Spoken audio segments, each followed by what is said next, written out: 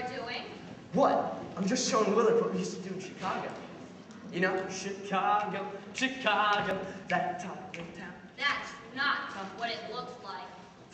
What? It's what we used to do at the clubs. Don't. Don't do what? This?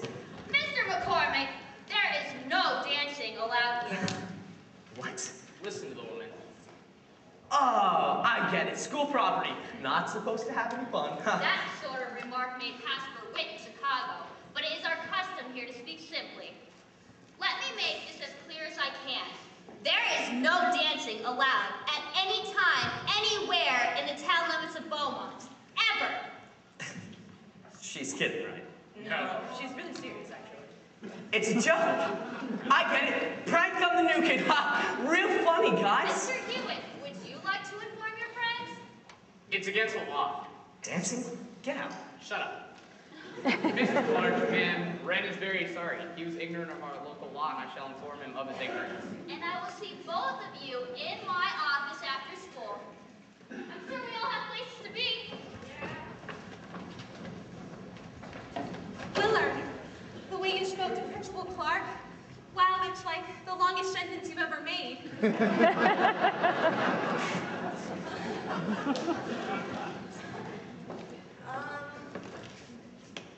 Chin up, Mr. McCormick.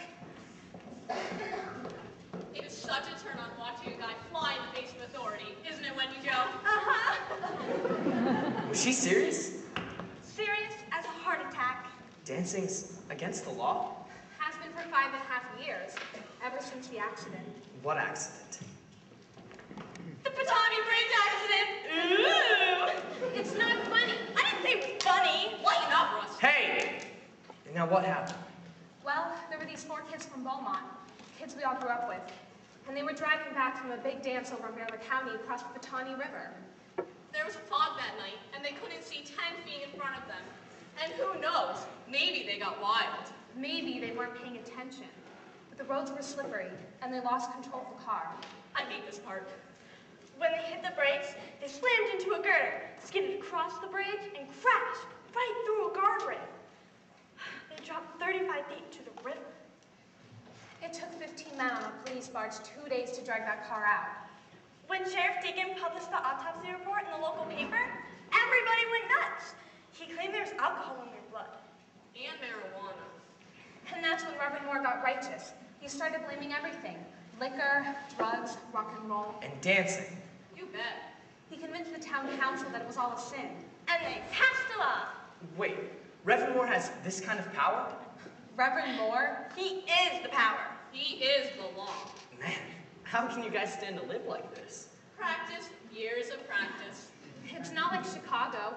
It must be so cool to live in a city where you can walk down the street and get mugged by people you don't even know. Yeah, I miss that. But I thought moving to a small town would be like one big happy family. Let me tell you about that family. There's tongues wagging every time you make a move. There's fingers pointing every time you turn around. And there's heads shaking the minute you cross the line. And there's eyes everywhere. Careful what you do, someone's on to you. Careful what you do. Careful what you say, 'cause you're on display.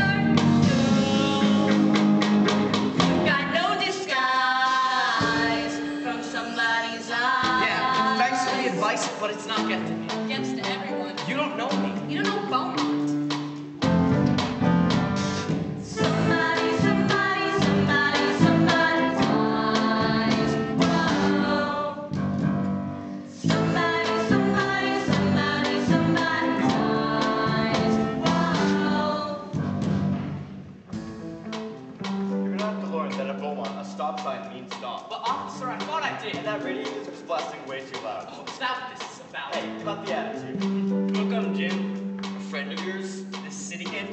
Ha, I don't think so. A friend of yours?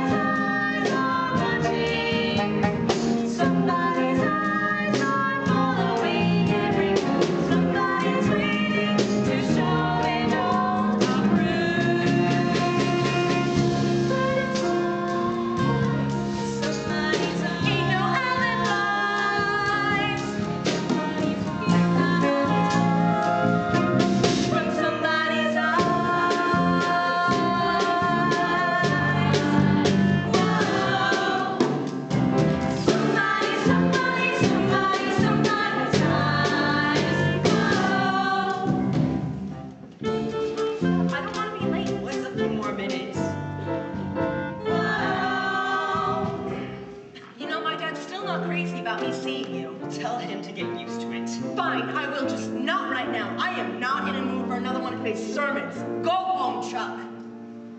Whoa.